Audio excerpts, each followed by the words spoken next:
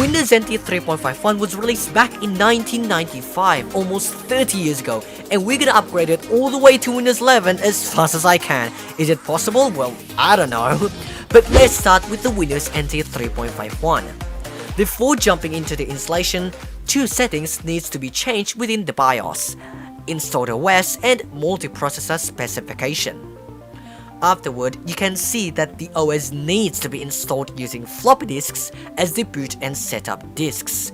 This method of installation is still a common action back in the day, but otherwise, the setup only recognizes 8GB from the total of 60GB of hard disk space. This issue will be fixed later in the video. After some configurations, Windows NT 3.51 has been installed, but it still looks like Windows 3.x from the front end. But this version of Windows ditched the need for MS-DOS to run the OS, unleashing more possibilities that can be done with the OS and ensuring its stability. Before we upgrade to the newer version, we need to establish three main measurements. First, Doom, which is a popular first-person shooter back in the 1990s, so popular that Microsoft wanted to make a port of Doom for Windows 95 named Doom 95, and id Software, the developer, was bought by ZeniMax in 2009 and later by Microsoft in 2020. Well, there goes the circle, I think. Running Doom in NT 3.51 is so slow. I mean, pretty slow, since moving from level selection to the main game takes over a minute to finish and about half a minute for the game to be properly ready. And don't get me started when navigating through the first level. It's unbearable, so unbearable, in fact, that I have to save the game early in the gameplay. And, well, let's just say, saving the game itself is already a separate obstacle. Closing the game feels like I finally escaped from hell. Next one, it's much simpler. By just creating a card file that lists the name of the OS I'm upgrading from and to. In this case, it's Windows NT 3.51. Sorry, it's not NT 3.1. My bad. And last one is just a simple notepad listing the OS, just like the card file. But you'll see how both of them are actually inaccessible in later OSs. What's our next stop? Yeah, Windows XP. We are skipping NT 4.0, 2000, 9X, and even me. We're going straight to Windows XP. By modifying the XP installation disks to add several programs and files to support upgrading to Windows XP, we can see that we can upgrade from NT 3.51 to XP pretty easily. The rest of the setup goes just like any other Windows XP setup, minus configs like network, time and date, and others. And as you can see in here, the Ewin user account is retained from NT 3.51, which is a very good thing. And at last, here we are on the Windows XP desktop, with its desktop background and start menu. Not all programs are successfully brought into XP, but hey, there's QBasic and edit.com, and that's the good news. Aside from those two, all programs are entirely new. And how can we access the NT 3.51 programs? Well, no need for that yet, since we can just open the card file and edit it out of the box. Isn't that amazing? Well, this goes the same with Notepad too. Seems like this is a success, right? Oh, not yet. Let's see if Doom can properly run in Windows XP.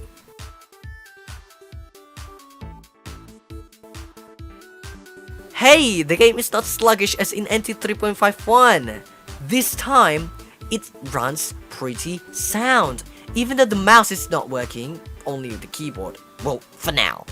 Save the game to see if it will work on our next OS. Exploring a bit further in Windows XP, in the user account applet, the Ewin user account is an administrator, just like what I set up back in NT 3.51.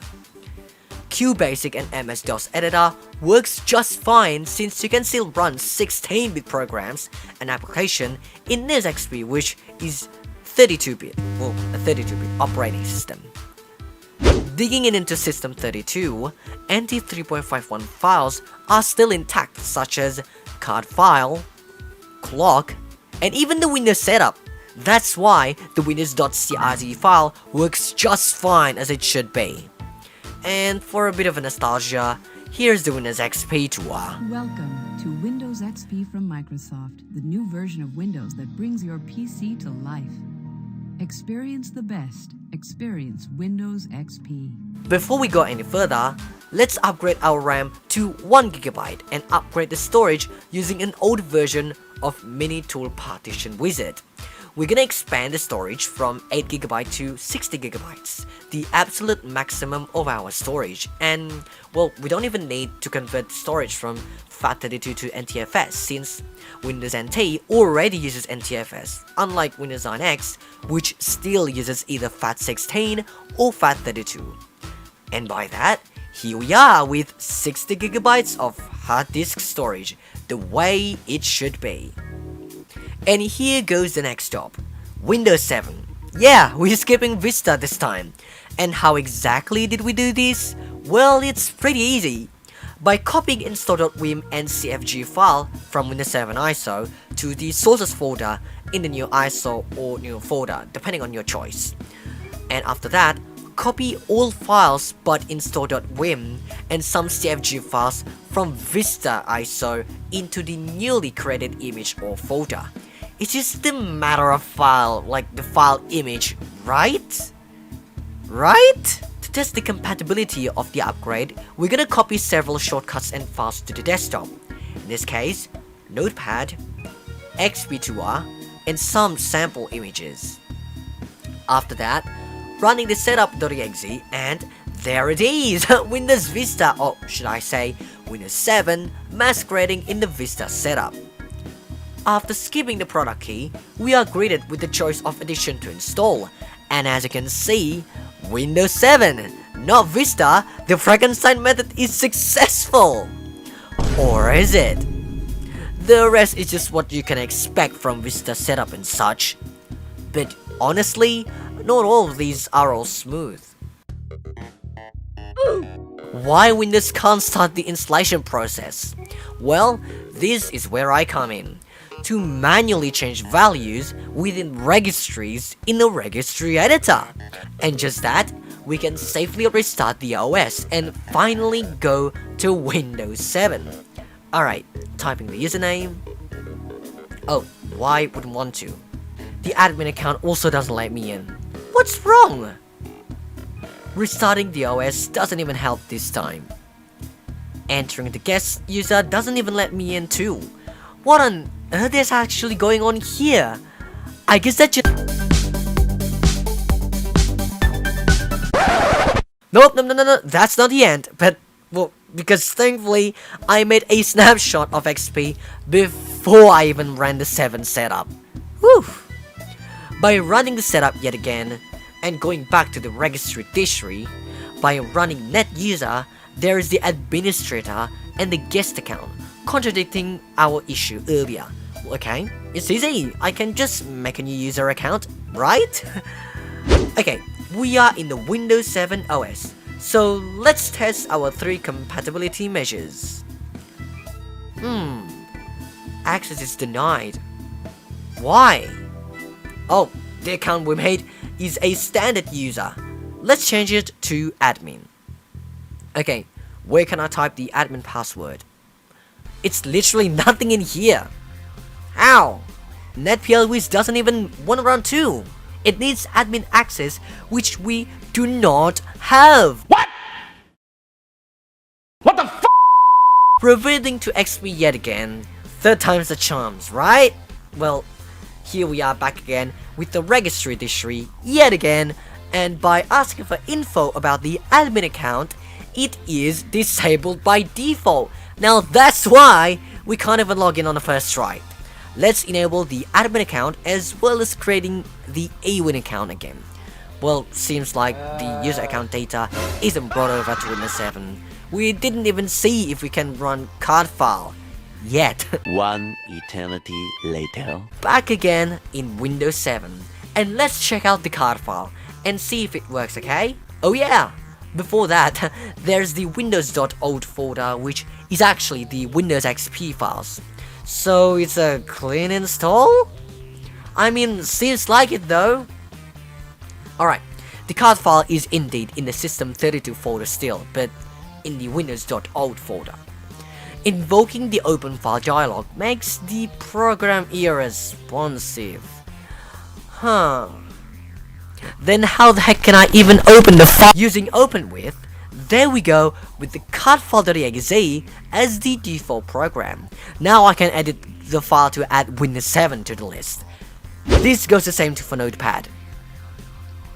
Navigating through the OS a bit, we can still play 3D pinball from Windows XP as what you would expect. And Doom, well, it works just fine. The mouse is working here, but yeah, the processor is becoming too advanced to the way that the mouse movement is extremely fast. But hey, we can still use the keyboard, and the fact that Doom still works in here is pretty incredible. As you might or might not know, the old OS we've upgraded so far has been 32-bit, and further versions of Windows started to lean towards 64-bit, especially Windows 11, which is 64-bit only. And as you know, upgrading from 32-bit to 64-bit should not supposed to be possible, right? Right? Wrong. Based on the now defunct article that was archived, you can actually upgrade from 32-bit to 64-bit using a little exploit in the Windows setup file. All you need is 32-bit Windows 8 build 7955 ISO and 64-bit build 7963 ISO. By copying all files but install.wim from build 7955, which is 32-bit, and copying the install.wim from build 7963, which is 64-bit. An external program named showhighcontrol.exe is needed to use the exploit. Before turning on the virtual machine, we wanted to make sure that the VM is x64 ready by configuring this. After that, we can see the Windows 7 VM is 32-bit.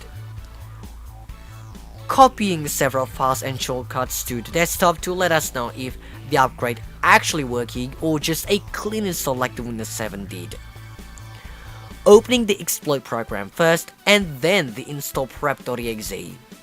Agreeing the license agreement. Wait, I can't upgrade because the option is only don't keep anything, right? Well, using the exploit to show the option to keep programs, files, and settings, we can update the OS without changing anything we already have. Well, that's pretty cheap, isn't it? Well, the show must go on, so yeah. Speaking of the upgrade, it really goes pretty well within Windows 7, setting the proper date and time to prevent time bomb, as well as the flawless second stage of the setup, even though there is an issue with a config that can easily be ignored. After all that, here we are in the Windows 8 build 7963 64-bit. Yes, this really feels illegal, but it works, so it's okay, I guess. Restarting the OS, there's the option between Windows 7 or earlier version of Windows. The latter option was created when I upgraded from XP to Windows 7, so that's really not a big deal. But what is the big deal is how the OS actually identifies as 64-bit, and from now on, we can upgrade the VM to the latest version of Windows. Hooray! Woohoo! Testing some files and shortcuts, Internet Explorer initially didn't work due to the wrong path, but it eventually worked with redirecting to IE10 beta. All files are kept from 7. Kalimba.mp3 tried to play but failed because there's no sound driver. Windows Media Center is available despite it's very laggy, and image files are accessible. Opening the Windows Explorer, and we can open the Notepad file and add this build to the list. The same can't be said for card file since the executable is not available in the system. Windows.old can't even help. I should have just copied the file to the desktop, but I don't want because I don't want that because I wanted to see if the file is kept as it should be. Opening in Notepad shows the file content, but I don't want to modify it for safety, like personal safety reason.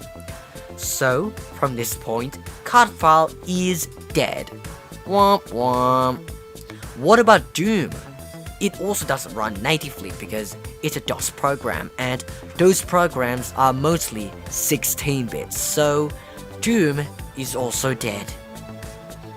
Moving on, Windows 8.0. There's not much with Windows 8 apart from the same option exploit can be used to keep all programs, files and settings.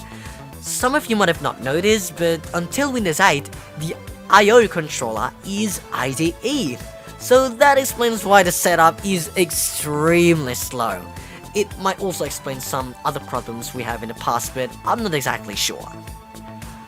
During the second phase of the setup, the boot selection is quite confusing. Choosing Windows 8 will absolutely do nothing. I didn't know that yet. But choosing Windows setup is the correct option, and from there, it's a literal piece of cake to wait for the setup to finish. Even the OOBE too. There we go! Windows 8 with its start screen, which most people hate. Going to the desktop, we already have seen one change. Windows Media Center is gone entirely. Apart from that, Internet Explorer looks fine. Clean.mp3 is still unplayable, image files are viewable, and Windows 8 can be added to the list in Notepad. On the negative note, CRT files is still unopenable, and Doom is just a gravestone in here. Also, did you notice that the date is automatically set 4 months further to July 25th, 2012? I think the logic is that no way a person would install the OS that hasn't even been released yet. And from now, where to next from here? If you answer Windows 11, then yes, we are upgrading directly to Windows 11 without going to Windows 8.1 and Windows 10 first. How can we do that? Well, using the same dish tree we did with the 32-bit to 64-bit method, but here, we use all Windows 10 files but the install.wim, which we will use from Windows 11 version 23H2. Before we upgrade, I'm going to upscale the resolution to 1080p. I will forever pleasure myself with this resolution since I've been using 1366 by 768 pixels ever since I first got my first laptop back in 2014 with Windows 8.1 installed. Alright, enough of that. Using setup prep.exe to upgrade, this setup doesn't even bother to interrupt us because, as you can see, we're installing Windows 11 Pro and keeping personal files and apps. This feels really good and also a bit cursed at the same time because of the setup says installing Windows 10 at the upper left corner, but it actually installed Windows 11. After the first stage is finished, I'm going to upgrade everything to make sure Windows 11 didn't clap itself by upgrading the RAM to 6GB, processor core to 4 cores, I/O controller from IDE to NVMe for hard disk or SSD, and SATA for DVD. And now we can continue the setup. But let's just say the setup is very slow. It's over an hour. Look at the duration on the player. 1 freaking hour. I thought it was just gonna be in between 15 to 30 minutes since it's NVMe, but I guess it doesn't affect that much. Using the time-lapse, we can see why the setup is so slow.